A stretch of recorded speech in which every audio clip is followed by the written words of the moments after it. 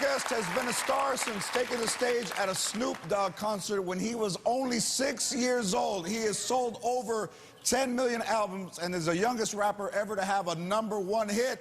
Come on, give it up, Bow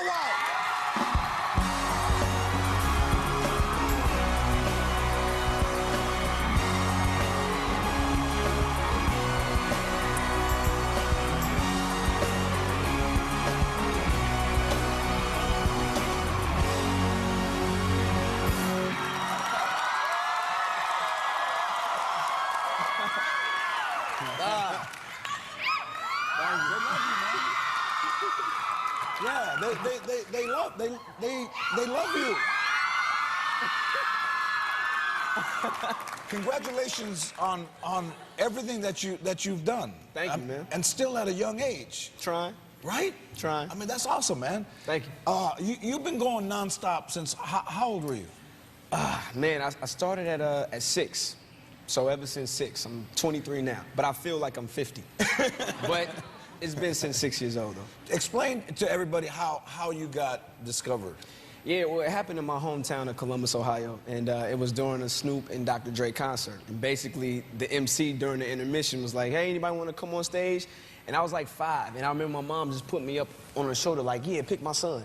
And then, I remember they picked me, and I got on stage, I started rapping, and then in front of like 20,000 people, and everybody was throwing money on the stage. I'm like, are they booing me? And then I didn't know, and then after that, Snoop was like, yo, bring the kid backstage, and let's take him on the tour, and let's make this a part of the act, and that's how it all happened. That is unbelievable, man. Congratulations.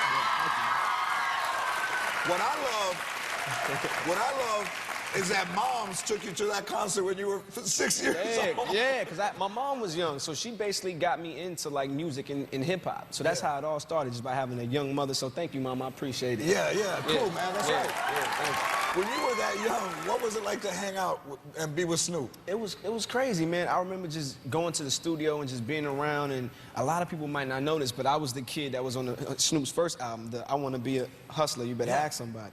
So that was me at like 7 doing that skit on Snoop's album. So it was cool just being around Dre and everybody, man. It was a blessing. It was hard. What can you tell me that's, I mean, we can put on television.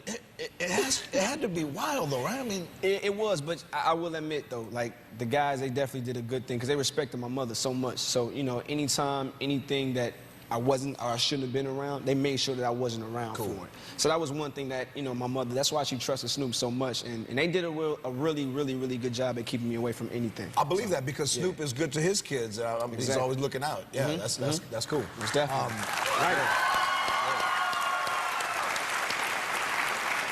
Now, you're friends with Justin Bieber? Yeah, that's my little homie. That's like my little brother. Right? Yeah. What advice do you have for him? Yeah, I recently saw him and I told him basically just to have fun because I remember I started out, you know, that's when I had got famous around like 13, 14. I remember doing my first big tour and everything. I just told him to have fun, man, and just get ready for that transition phase to when you start getting older, the voice changes, you know, fans, they can get a little fickle at points. So just make sure that you continue to do what you're doing and keep your image clean. You know, because I've been one of the many, well, probably, yeah, there he is right there. This was like last week, recently. Yeah, that was just like last week. And I just told him to keep his image clean, man. The sky's the limit for him because it's rare that you'll find kids that nowadays that grow up and don't get in any trouble. And I've been one to do it. And I told him to do the same thing, man. Just stay focused. What is, they were telling me a story. What is the craziest thing that a fan has done to get your attention? Man. I'm sure it's gonna happen here too, but before here. The craziest story, honestly, George, was when I was in Chicago. This was my first tour. This was the Scream Tour 1. It was the first tour. And my tour bus was parked in the loading dock. I had a fan jump off of the loading dock, landed on top of my tour bus, and she would not get down until she met me. That was the craziest thing I've ever experienced in my life. She jumped off the loading dock. That's like me jumping off of this, landing on it, and saying I'm not coming down until I meet him and I get an autograph. And we had to do it. because she wouldn't get off the bus. so we had to do it. Yeah, it was crazy. You're so much into basketball. I think this is unbelievable. That you're even in the new NBA 2K11. Like, you're in the game. I'm in the game. How did that come about? It came about really from Twitter. Really? Yeah, I remember finding, I wonder if 2K Sports, I wanted to have a Twitter. And I just started, and NBA 2K10 is like one of my favorite games of all time, and I kept playing. I was just talking a lot of trash, like, I'm the best, and they hit me. And it's like, you want to be in the new one? I said, well, yeah, I want to be in the new one. And that's how it happened. And Michael Jordan's on the cover. It's the first time Michael Jordan has ever graced a cover on any basketball game, so it's kind of like, it's like historic 2K11, yeah. That's fantastic. I didn't know that. That's great, man, yeah. Play as me in the game. Yeah. So, you're in the video game. You probably play on tour and at the pad, right? All the time. You ever bet anybody on video games? I do. I want to say last year I bet Game $100,000 in Madden, and he beat me, and I had to pay him $100,000. I wasn't too fond of it, but I had to do it. And what was the score? He beat me kind of bad. Yeah. I was reading the papers, and you think that on Christmas Day, that the Miami Heat are going to clean up the floor with the Los Angeles Lakers? You believe that, right? You believe that? Right? You believe? I saw it. They have a question about boxing. I said, no, I'm gonna ask his ass about that.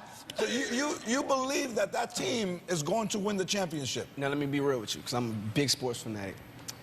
I live in Miami now, and LeBron, he's an Ohioan like myself, so I'm happy to have him in South Beach.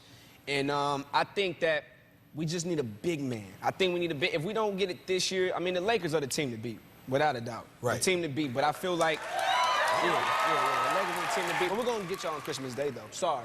We're gonna get y'all on Christmas Day. I feel a gamble coming. I feel a bet. Let's bet. Okay. Let's bet. Okay. $25,000 to charity on Christmas Day, the game. That's a bet. All right? Right here on TV. That's a bet. It's a bet. Okay, so that'll be a good one, man. That's a good one. You're going to see the whole season start. Oh, yeah. You're going to see if that team can gel and play. And now I got to see if you guys get big men. We need a big man. I love that. All right, I love the bet. I don't know if you can bet on TV, but...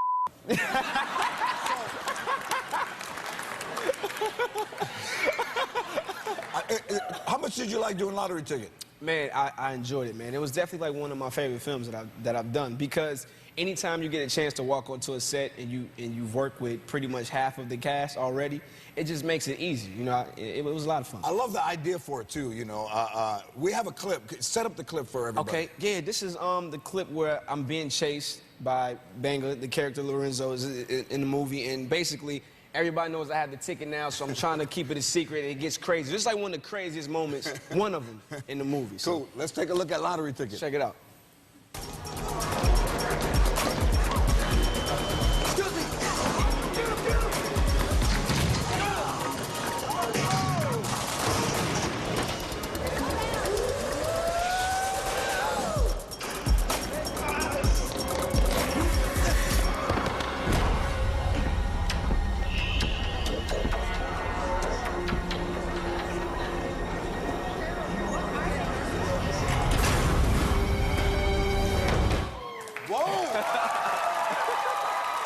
Lottery ticket hits Theaters Friday. Yes. Bow wow, everybody. Yes. Cool. Next from House, Lisa Edelstein. Bow wow.